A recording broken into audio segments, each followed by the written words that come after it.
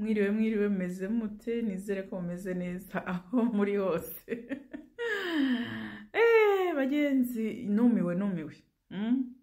Ejo hari video yanjye nakoze n'agahungu kanjye gakunda TikTok. Kakamwira mama kuki reka ngo dukorane ntuze video za TikTok. Ubwo nakabwira nti sawa ngwino dukore iyi challenge.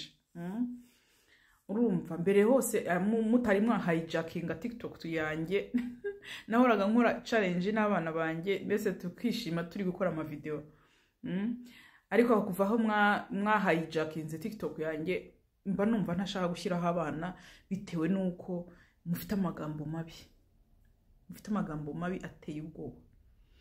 Ariko byarantangaje ko nakoze video n'umwana mwarangiza mukantukira umwana. Niko ubugome bwanyu bugeze aho ngaho aho mufata mugatuka n'umwana igitambambuga. Umwana aba ari umumarayika nta kintu kimwe abazi, ntabazi biva he bijya hehe, ukiterura ugatuka umwana. Muntu uyiterura ugatuka umwana, jya uhagarara wisuzume mu mutima wawe urebe uko uhagaze. Ntaho uhagaze, urutwa n'uwapfuye. Mwebwe ni muri ba bantu muba mwaravumwe, mushobora no kwica. Imitima mibi igeze aho ngaho ushobora no kuba wakwica umuntu. Ntaho mutandukaniye na za ntera hamwe zajyaga zica abana b'ibitambambuga. Wowe ku giti cyawe ufata umwana ukamutuka, umwana utagize icyo agutwara, ukavuga amagambo mabi hejuru y'umwana. Ujye umenya ngo wowe na ntera hamwe yishe umwana ikamuvutsa ubuzima akiri umwana w'igitambambuga, ntaho mutaniye.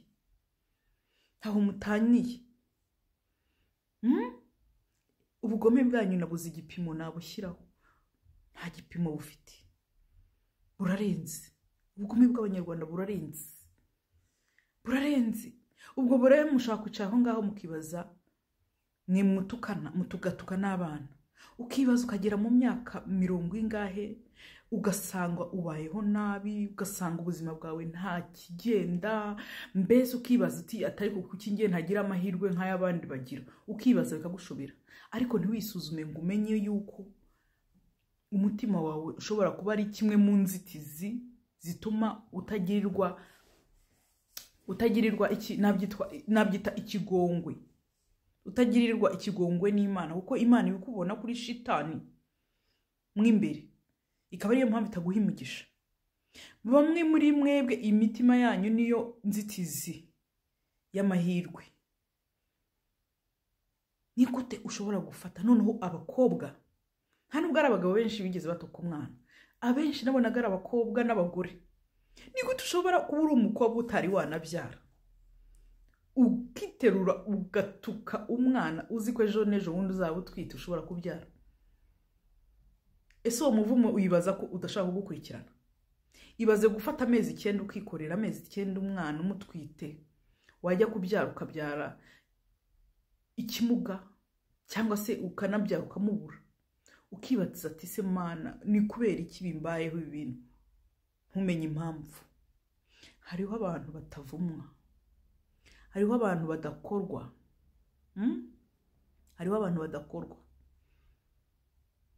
Hariho intuze spirit z'abantu zidapfa gukinishwa hovyo.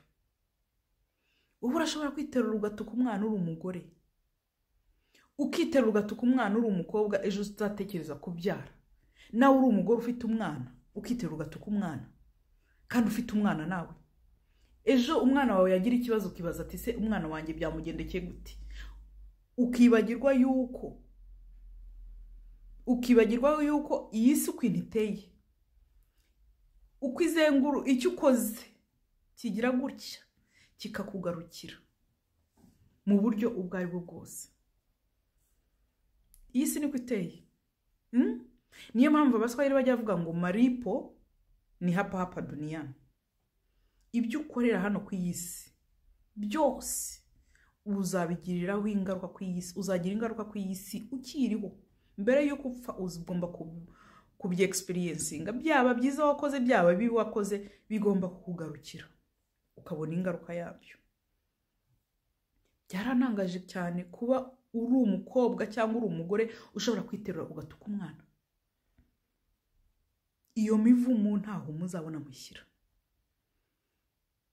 Kandi rero ubukene ntibukabakoreshe ngo bubakoresha n'amabara. Imibereho mibi ntigakukoresha amabara, kuko situation ushobora kuba uri mu uyu munsi ejo ushobora guhinduka, ariko ntiyahinduka utabigizemo uruhare.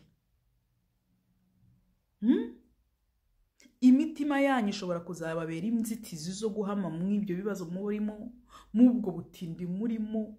Imitima yanyu mugomba kuyikoropa, byaba ngombwa mukayogesha struwaya. Ngewe rero Imana yampaye gift, hari gift imwe Imana yampaye, nta muntu ujya ungirira nabi ngo agenderaho. Oya. Ikindi kandi nubwo sinzi ko nabivuga, mfite gift yo kureba umuntu w'indyarya hakumenya. Ushobora kwibeshya ko wamfashe gutya, mbese wanyemeje mbese wanyeretse ko turi kumwe. Bagenzi, mfite uburyo mbibona, haba mu nzozi, nshobora kubirota, nshobora kubireba, nshobora kubibwirwa. Imana y'u Rwanda ikora ubushoboka byose nkabona sinye. Byanga bikunda mbona sinye y'umuntu utari muzima unkurikiye mvuga niki, umuntu turi kumwe. Iyo niyo gift Imana yampaye. Ngiye nimba hari ikintu nirinda mu buzima, nirinda gukorera umuntu ikintu ntakwifuza gukorerwa. No kuvuga ngo icyo nkoreye umuntu nanjye ntacyo byabintwaye kugikorerwa, ariko icyo ntakwifuza gukorerwa sinagikorera umuntu, kuko nzi ko iyi si kwiteye. Ibyo ubibye ibyo usarura,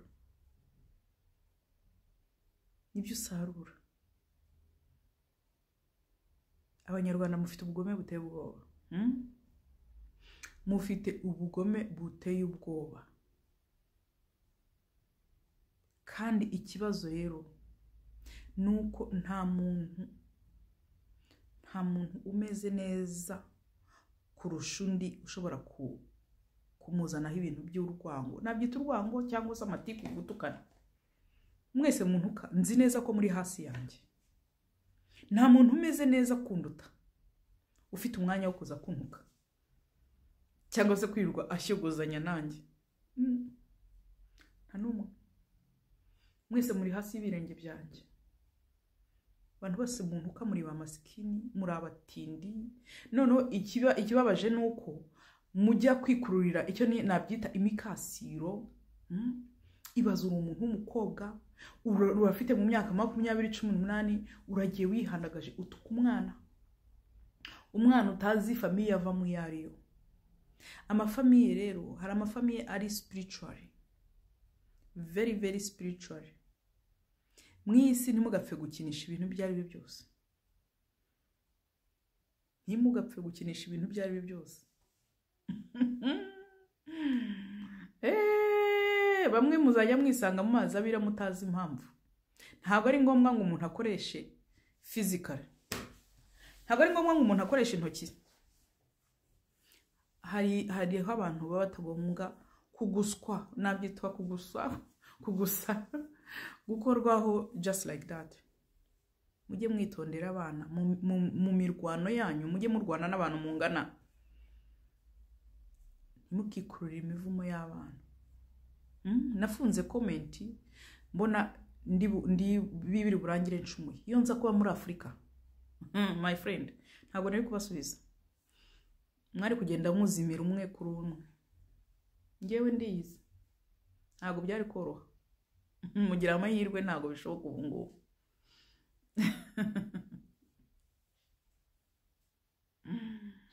God.